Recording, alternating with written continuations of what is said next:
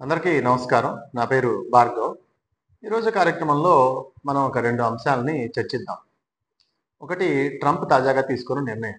అదేంటి అనంటే, అమెరికా నుంచి ఇతర దేశాలకు ఎవరైనా డబ్బులు పంపించాలి అనంటే, లక్షకి రూ. 5,000 టాక్స్ కట్టాలి అని చెప్పి ఆయన ఒక నిర్ణయం తీసుకున్నారు.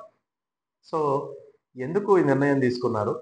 సో, అక్కడ నుంచి నగదు రెమిటెన్స్ అంటారు. నగదుని మరొక ప్రాంతానికి పంపించే క్రమంలో ఇంత భారీ ఎత్తున టాక్స్ విధించడానికి గల కారణాలేంటి? అసలు ఈ ట్రంప్ రిపబ్లిక్ పార్టీ యొక్క ఆలోచన ధోరణి ఏ విధంగా ఉంటుంది? ఈ అమెరికా తీసుకుంటున్న ఈ హై టారిఫ్ విధానాల వలన అంటే అత్యధిక పన్నులు వేయటం వలన ఈ డెవలపింగ్ కంట్రీస్ కానీ లేకపోతే చాలా వెనుకబడిన దేశాలు కానీ ఎలాంటి ఇబ్బందులు ఎదుర్కొంటూ ఉన్నాయి? వారి మీద ప్రభావం ఎలా ఉందో ఇప్పుడు మనం చర్చిద్దాం. అదేవిధంగా రెండో టాపిక్ ఏంటి అంటే భారత రక్షణ రంగానికి మరొక 50,000 కోట్ల రూపాయల నిధుల్ని సమకూర్చారు. అంటే మొత్తంగా 7,00,000 కోట్ల పైనే భారత రక్షణ రంగానికి అదనంగా డబ్బును సమకూర్చడం జరుగుతుంది. ఈ బిల్లుని పార్లమెంటు శీతాకాల సమావేశంలో ఈ బిల్లుని ప్రవేశపెట్టి 7,00,000 కోట్ల రూపాయల బడ్జెట్‌ని భారత రక్షణ రంగానికి అందించనున్నారు. అంటే భారత రక్షణ రంగాన్ని మరింత పటిష్టవంతం చేయాలి అనే ఆలోచన భారత ప్రభుత్వానికి ఉంది. సో, ఈ 2 అంశాలని మనం చర్చిద్దాం. ముందు ట్రంప్ విషయం తీసుకుందాం. మనందరికీ తెలుసు ఈ ట్రంప్ రిపబ్లికన్ పార్టీకి చెందినవాడు. రిపబ్లికన్ పార్టీ యొక్క ఆలోచన ధోరణి ఏ విధంగా ఉంటుంది అంటే అమెరికా ఫస్ట్. ఎవరైనా పొండి. మా దేశం ముందుండాలి. మా దేశం బాగుండాలి. మా దేశంలోనే ఆర్థిక వనరుల్ని ఉపయోగించుకొని మా దేశం ఉత్పాదక శక్తిని పెంచి మ్యానుఫ్యాక్చరింగ్ హబ్‌గా చేసి ఇక్కడ ఉద్యోగాలు కల్పించి ఈ అమెరికన్ నేషన్స్ చాలా అభివృద్ధి చెందాలి. మిగతా ఇమ్మిగ్రెంట్స్ గాని, లేకపోతే ఇతర దేశాల నుంచి వలస వచ్చిన వారికి కానీ, వారికి తక్కువ ప్రయారిటీ ఇస్తూ లోకల్ ఇండస్ట్రీస్‌ని, అమెరికన్స్‌ని బాగా డెవలప్ చేయాలి అనే ఒక ఆలోచన విధానం ఈ రిపబ్లికన్ పార్టీది.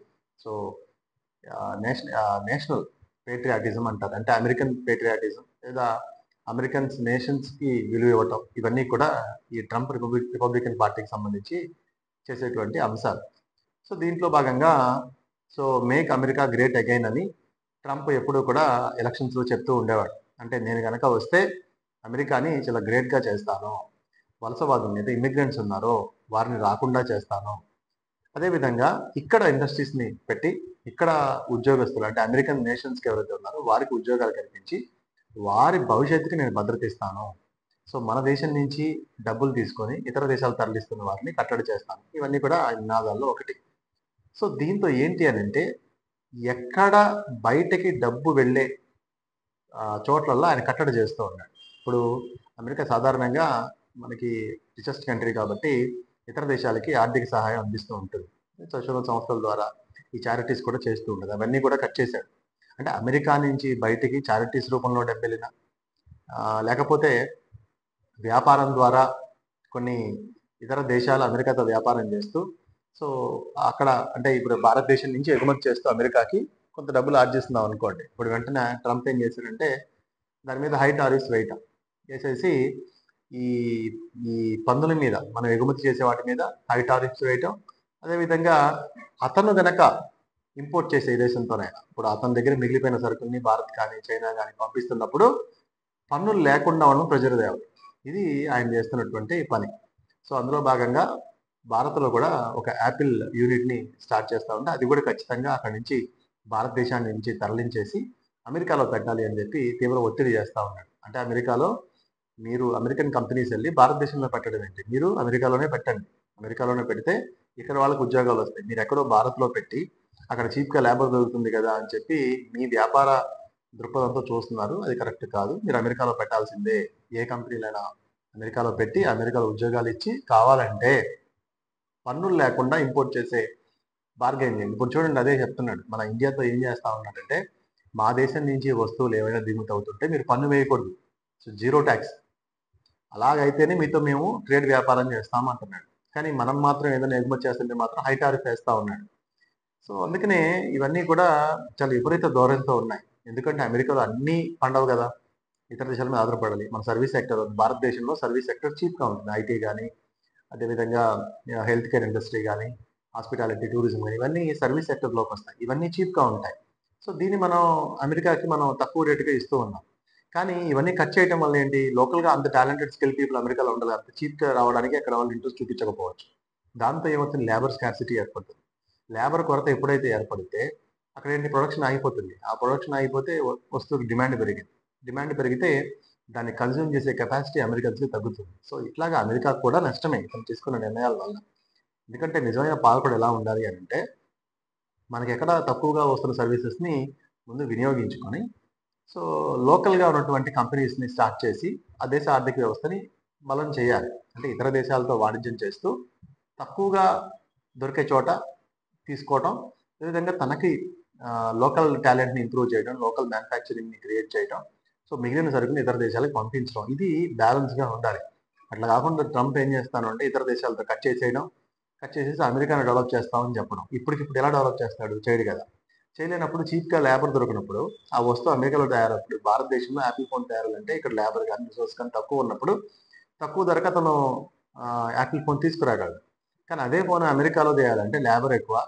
సో, అక్కడ సర్వీస్ టెక్నికల్ స్కిల్స్ ఉండేవాళ్ళు మన దేశంతో పోలిస్తే అక్కడ తక్కువగా ఉన్నారు. ఉన్నా గాని హై రేట్‌తో ఉన్నారు. సో, దీంతో యాపిల్ ఫోన్‌కి ఎక్కువ ప్రొడక్షన్ కాస్ట్ ఎక్కువవుతుంది. సో, మరప్పుడు ఆ ప్రొడక్షన్ కాస్ట్ ఎక్కువవుతున్నప్పుడు దాని రేట్ పదింతలవుతుంది. పదింతలప్పుడు అతను అమ్ముకుంటాడు. ఇతర దేశాల్లో అమ్మాలంటే ఇబ్బంది కదా! సో, ఇట్లాంటి పరిస్థితులనమాట. ఈ ట్రంప్ నిర్ణయాలన్నీ కూడా ఒక అర్థం పర్థం లేని విధానాల్లో ఉన్నాయి. కాబట్టి ఇప్పుడు తాజాగా తీసుకున్న డబ్బులు ఇప్పుడు అక్కడ సంపాదించిన డబ్బులు మన ప్రధానంగా భారతీయుల మీద ఇబ్బంది పడతాయి. ఎందుకంటే అక్కడ మన భారతీయులు పనిచేస్తా ఉన్నారు. సుమారు 50,00,000 మంది, 45,00,000 మంది పైనే ఉన్నారు. సో, వారందరూ కూడా ఇండియాకి డబ్బులు పంపిస్తా ఉంటే లక్షకి రూ. 5,000 చొప్పున ఎయ్యాలి. సో, ఏస్తానంటే ప్రధానంగా ఎన్ఆర్ఐలు ఏంటి రియల్ ఎస్టేట్ మీద ఇండియన్ రియల్ ఎస్టేట్ సెక్టర్‌లో ప్రధానంగా ఎన్ఆర్ఐలు పెట్టుబడులు పెడుతున్నారు. సో, ఇప్పుడు అది ప్రధానంగా లక్షకి రూ. 5,000 కట్ట టాక్స్ కట్టాలంటే ఇక్కడ రియల్ ఎస్టేట్ మీద డబ్బులు పెట్టగలరా ఎన్ఆర్ఐలు? పెట్టలేరు. సో, దీన్నేంటి ట్రంప్ ప్రతి చోట భారతదేశానికి అదేవిధంగా ఇతర దేశాలకి వచ్చే డబ్బుని కట్టడి చేస్తా ఉన్నాడన్నమాట.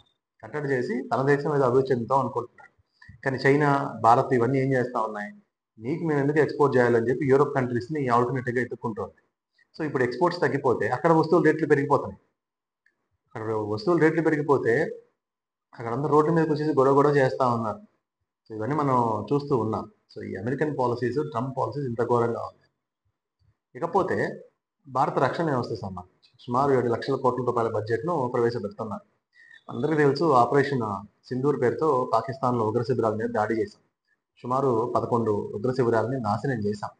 అయినా కానీ ఇంకా పూర్తి స్థాయి లష్కర్ తోయిబా గాని, జైషే మహమ్మద్ గాని ఇలాంటి ముఖ్య నా ఎవరైతే ఉగ్ర నాయకులు ఉన్నారో, ఈ టెర్రరిస్ట్ లీడర్స్ ఉన్నారో వాళ్ళని మనం పట్టుకోలేకపోయాం. ఇంకా ఆ ప్రయత్నాలు జరుగుతూ ఉన్నాయి. కానీ ఈలోపు ఏం చేశారు అంటే ఈ బంగ్లాదేశ్‌కి సంబంధించి ఈ చైనా, పాకిస్తాన్, బంగ్లాదేశ్ ఈ 3 ఒక మాట మీద ఉండి ఇప్పుడు బంగ్లాదేశ్‌తో మనకి ఆ సిలిగురి కారిడార్ మనందరికీ తెలుసు కదా! 8 ఈశాన్య రాష్ట్రాలకి ఈ సిలిగురి కారిడార్ 22 కిలోమీటర్‌లో ఉంటదన్నమాట. సో, దాన్ని కట్ చేయాలని చెప్పి ఆ సిలిగురి కారిడార్‌ని బ్లాక్ చేయాలి బంగ్లాదేశ్ సహాయంతో అని చెప్తున్నారు. సో, ఇప్పుడు మళ్ళీ భవిష్యత్తులో యుద్ధం అనేది రావడానికి ఛాన్స్ ఉంది. ఎందుకు అంటే ఈ బంగ్లాదేశ్‌తో ఈసారి మనకి ఫైట్ పడేటట్టుంది. చైనా, పాకిస్తాన్ కావాలని ఈ సిలిగురి కారిడార్‌ని బ్లాక్ చేసి ఈ భూటాన్ నుంచి చైనా అదేవిధంగా బంగ్లాదేశ్ అందరూ కూడా ఈ సిలిగురి కారిడార్‌ని బ్లాక్ చేసి 7 రాష్ట్రాలని భారతదేశంతో కట్ చేయాలని చూస్తూ ఉన్నారు. అందుకనే మన భారతదేశం కూడా ఏం చెప్తుందంటే 3 నెలలకు సరిపడా రేషన్ దగ్గర పెట్టుకోండి. రాష్ట్రాలకు అందరూ చెప్తూ ఉన్నారు. అంటే 2 విషయాలు. ఎళ్తే అటు పీఓకేతో గొడవకెళ్ళాలి. లేదా బంగ్లాదేశ్ వేదికగా ఏదో కుట్ర పడడానికి కుట్ర జరుగుతా ఉంది. కాబట్టి బంగ్లాదేశ్‌తోనైనా అయితే పీఓకే మీదైనా ఈ రెండిట్లో ఏదో ఒక పెద్ద యుద్ధం రాబోతుంది అనే సంకేతాలు మనకి మళ్ళీ కనిపిస్తూ ఉన్నాయి. ఇది ఈ 2 టాపిక్స్. మరొక మంచి టాపిక్‌తో మళ్ళీ కలుసుకుందాం. అంతవరకు సెలవు. నమస్కారం.